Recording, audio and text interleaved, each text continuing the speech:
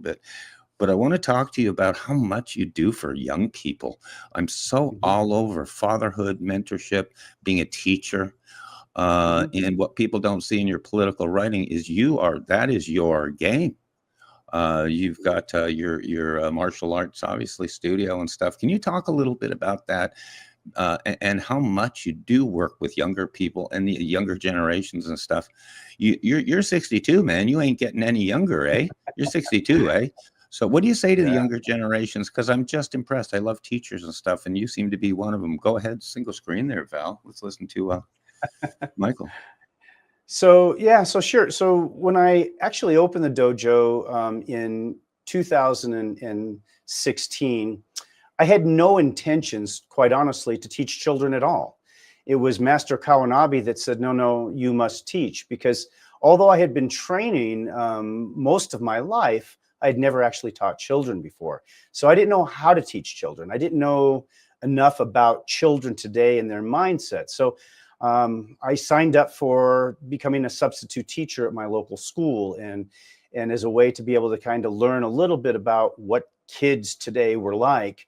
And ultimately, I really came to see that they needed some guidance. Today they had lost a foothold in, I guess, family separations and parents that are divided, and all the things that are going on that we see politically has given them a little loss of footing. So the ultimate goal of my karate classes with kids is self-defense by teaching them grounding, by giving them a set of values. So the code of Bushido that we follow is based up on 8 principles that include things like loyalty, honor, self-respect. And I'll share with you a little story that I was doing with my kids on meditation day. So every day of the week we have a little different focus. So on Monday we do katas, which is prearranged forms.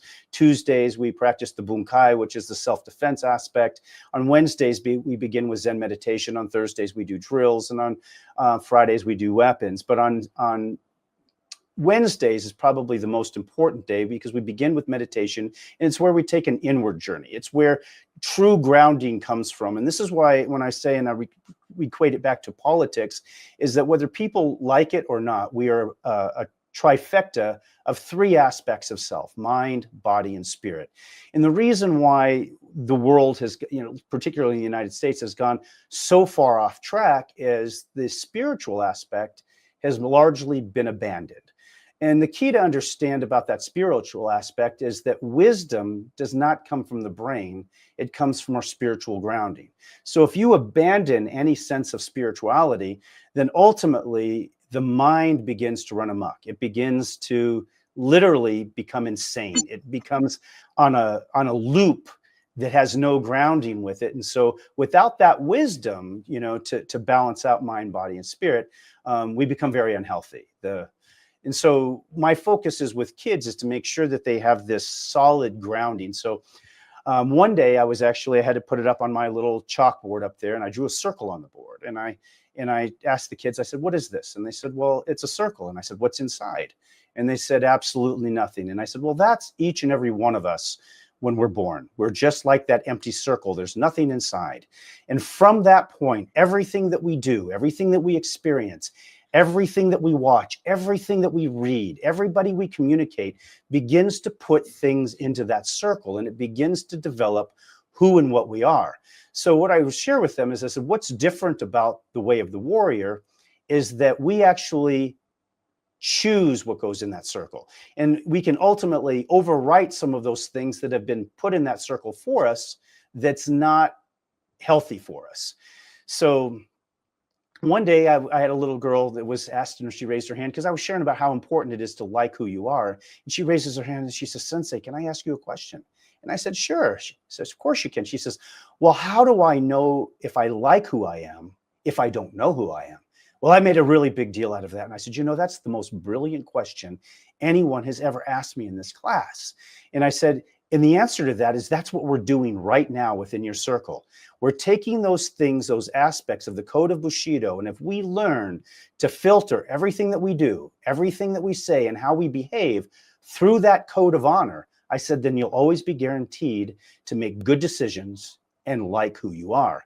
And that's what it's become for me with my children here in the classes, is I've watched over time when kids would come into the class, and some of them were either the bully or they're the ones being bullied, and they had a sense of lacking for who they are and where they were going. And you know, now it's just amazing to see in a very short period of time how some of them have changed. Another short story is, one day I was in class and we had this brand new kid that came in, and he was very, you know, look at me, kind of the bully. And he was a big kid in the class, and he's sitting down to next to a kid that had been in my class for a long time, but very small. And as I was speaking to the class, this other kid was just trying to, you know, he's making funny faces and doing, you know, some disrespectful things. And I decided, I'm not going to say anything. I'm going to watch what my students do.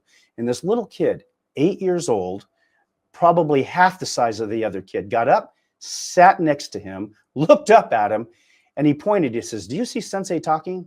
And the kid says, "Yeah." And he pointed right in his face. He says, "Then you shouldn't be." And that's when I again really began to realize that the power of what the training's doing, and how it's developing their character and their strength. And so, like right now, as I'm speaking to you, my class is already beginning. I have my one of my advanced kids. He's 17 years old, who's greeting people at the door as they walk in, because I told him, I said, "Hey, I'm going to be on this show here until 10 o'clock. And he's making sure that everybody gets into their uniforms. And I can promise you, you won't hear any noise back there, because those kids are well behaved. So the focus is that when we begin the class, you'll see them running around. You'll think that they're just like any other kids. And I'll say, "Yame!" Right? And they'll stop, they'll come to attention, and I'll ask them, "What time is it?" The answer is always the same. They'll scream out in unison, "The time is now." And that's their focus, to bring their mind into the moment, not thinking about what they were doing in the past or what they're going to be doing in the future. And they'll sit down and you'll see them in total silence.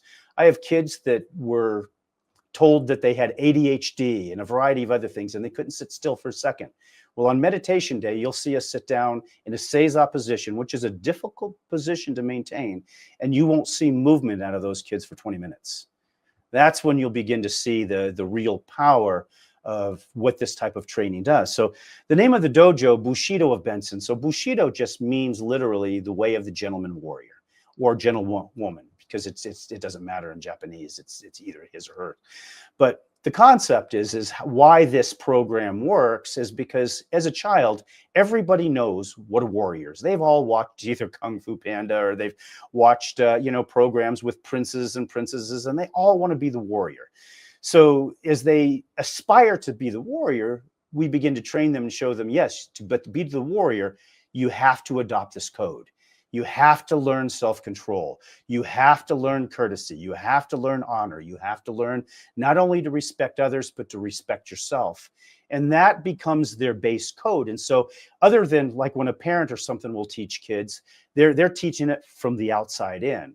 What makes this so powerful, it becomes sort of like it takes a village to raise a child, but the kids that come in here begin to choose that code rather than it being forced upon them, because they want that way of the warrior. So ultimately, as they start to grow and go through their training, you'll begin to see that their character changes. And that's the most important thing, because we have kids today that, you know, you'll see them on cell phones and they can't even look at an adult in their eyes. And so I'll even occasionally have in my class where we're going to do a training where we're going to teach kids how to do a job interview, right? Because that's part of self-defense. They've got to have a job, right? And, you know, and you'll see that my kids, I'll have kids that I'll point out and says, "What do you want to be when you grow up?" I said, "If I'm going to hire you, you know, to work for me, why should I choose you over somebody else?" And you'll see that kid get up, look me straight in the eyes and says, "Well, Sensei, let me tell you." And that's where, again, you begin to see that it begins to make the changes in the kids. So yeah, it's become a passion. So when I opened the dojo, as I said, I really had no intention to train kids. It was going to be just for me and my adults so that I can further my own training from there. But to be honest, at this point, you know, sorry, adults, you know, I love you guys too, but no, I'm here for my kids. I'm here for my